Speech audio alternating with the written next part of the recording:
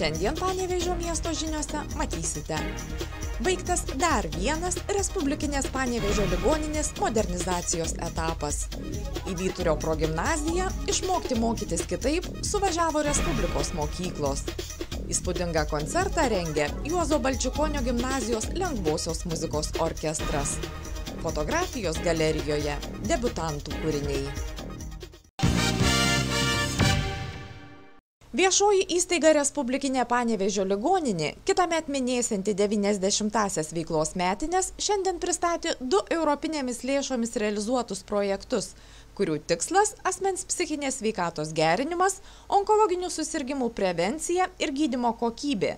Bendra jų vertė apie 10 milijonų litų. Steigėjas Sveikatos apsaugos ministerija gydymo įstaigos veiklą vertina teigiamai. Panevėžio Respublikinė ligoninė yra per 6 metus, nuo 2005 investuota daugiau kaip 42 milijonai valstybės investicijų programų lėšų iš privatizavimo fondo, iš vyriausybės rezervo ir šiuo metu arba jau yra baigti, arba yra baiginėjami projektai iš ES struktūrinių fondų lėšų, kuriems skirta virš 33 milijonų litų. Tai bendroje sumoje iš tiesų investicijos labai yra didžiulės, matome ir nuveiktus darbus. Aš jau lankausi Panevėžio ligoninėje 4. kartą, kiekvieną kartą yra pademonstruojama etapais, koks vienas ar kitas projektas yra baigtas. Atnaujintas palatas ir procedūrinius kabinetus apžiūrėjusi svečių delegacija ypatingai ilgai užsibuvo psichiatrijos skyriuje.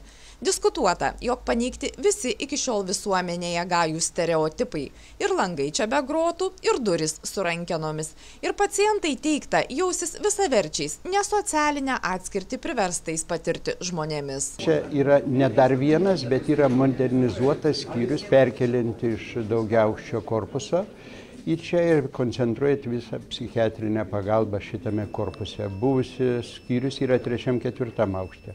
O tenai daugiaaukščiam pastate bus įkurtas krizių centras, apie kurį aš minėjau. Tai bus 3. psichiatrinės pagalbos etapas, kompleksiškai teikiant tą pagalbą gyventojai. Moderniose patalpose įkurtuvės numatytos jau kitą savaitę. Taip pat šiandien pristatytas ir diferencijuotos kompleksinės psichiatrinės pagalbos vaikui ir šeimai centras, įsikūręs ligoninės konsultacijų poliklinikos 2. korpuse.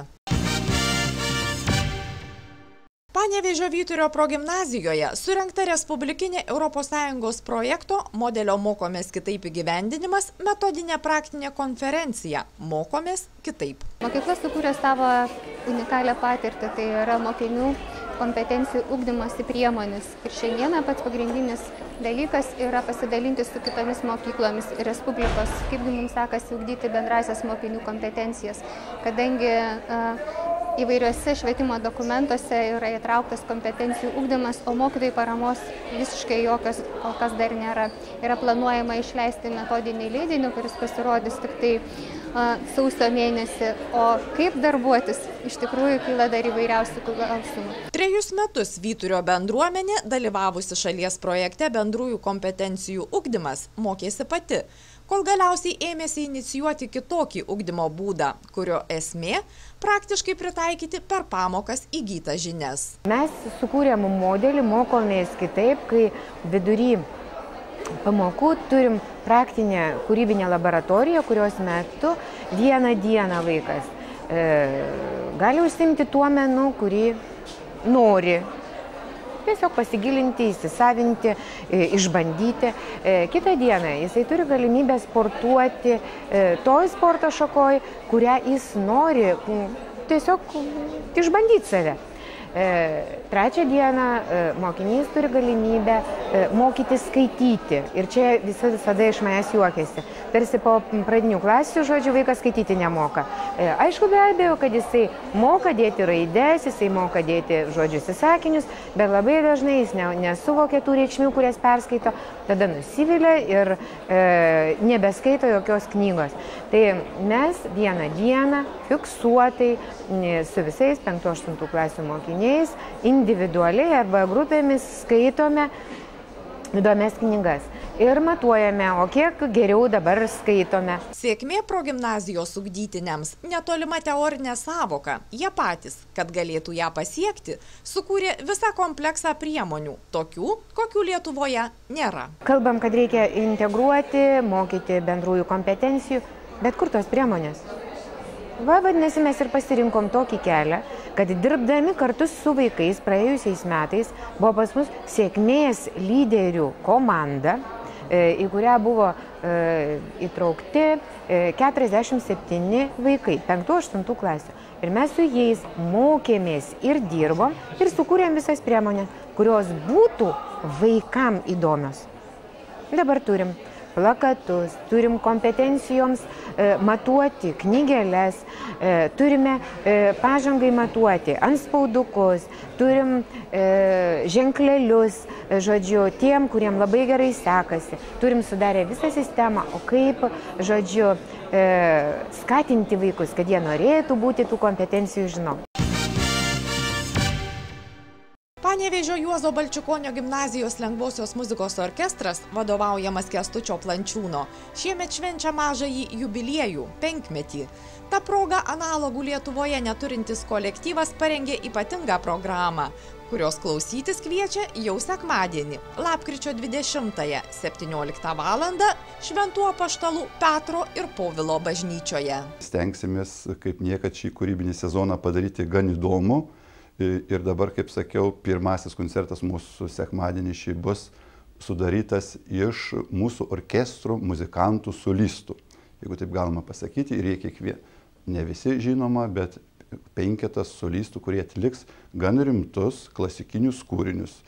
Ir mes turėsim dar vieną svečią iš Vilniaus valstybinio orkestro Trimitas, solistas mūsų panevėžietis Nėrius Jakštonis, kur atliksime pirmą kartą Lietuvoje Johano Michaelio Haydno koncertą su orkestru Piccolo Trimitui. Ir kai tik šitom dienom intensyviai Nėrijus ruošiasi Vilniuje ir mums net teatras sutiko Vilniaus paskolinti instrumentą, kadangi tai instrumentas yra labai retas, Lietuvoje daug nėra, tik yra keli. Ir žadame tuo suintriguoti jau pirmam koncerte. Gruodį gimnazistai ketina koncertuoti tradicinėme Advento vakare Kristaus Karaliaus katedroje, vėliau miesto dailės galerijoje. Taip pat rengia naują programą su Gendriaus Jakubėno modernaus dainavimo studija. Ir žinoma, balandžio mėnuo bus toks jau kaip apvainikuojantis visą sezoną, tai darysime pramoginį didelį koncertą, kur bus ir chorai, ir solistai, kadangi gimnazija turi iš solistų, gal ir net seniai žada muzikantai per 5 metų. Orkestras jau išsiplėstų kokių 60 žmonių, šiuo metu mes 27 esame. O po šito koncerto tradiciškai taip pat bus 5-asis baigiamasis draugystės šventė, kaip visada gimnazijos kiemelėje, birželio 1 dienom, skirta vaikystės dienai. Tai va toks įtemptas šis bus mūsų jubiliejinis sezonas. Jubiliejinių metų startas skelbiamas lapkričio 20-ąją. Būkite tą vakarą Šventų Apaštalų Petro ir Povilo bažnyčioje, nes Juozo Balčikonio gimnazijos lengvosios muzikos orkestras kviečia į koncertą. Giedame ir grojame Šventai Cecilijai. Fotografijos galerijoje surengta jaunųjų Lietuvos fotografų paroda Debiutas, kurią Lietuvos fotomenininkų sąjunga su įvairiomis pertraukomis rengia nuo 1975-ųjų. Anksčiau šioje parodoje galėdavo dalyvauti tik tais žmonės iki 35 metų amžiaus. Ir va jau nuo pernai metų galima dalyvauti nesvarbu, kokiu metų stažą turi. Dėl to svarbu, kad tu pirmą kartą debiutuoji, ką tu sukūrė ir turi pilną teisę dalyvauti šioje parodoje konkurse. Šią parodą dar peržiūri speciali komisija ir kuri atrenka nugalėtojus. Panevėžiečiai turi retą galimybę pamatyti, kas vyksta debiutantų fotopasaulyje, kokios asmenybės ateina į šią meno sritį, kokios pradedančiųjų kūrybos tendencijos, kokie atradimai. Atsiranda nauji pamastymai, pamatymai, tos technologijos leidžia sukurti autoriams. Dabar vis tiek ta ir kompiuterinė grafika atsiradusi, jinai daug padeda, o ypatingai kūrenčiam žmogui tai išvis. Gali iš tos fotografijos, ką tu esi nufotografavęs originale padaryti. Visai keistų nebūtų dalykų. Kodėl? Kūryba yra toks dalykas, nestovi vietoje. Ir su kiekvienu amžium, kiekvienais metais tų naujovių yra atrandama. Debiuto parodai 205 autoriai pateikė per 1500 spalvotų ir nespalvotų fotografijų. Vertinimo komisija atrinko 22 debiutantus. Fotografijos galerijoje eksponuojami 17 autorių darbai, tarp jų vieno panevėžiečio, Daumanto Simėno.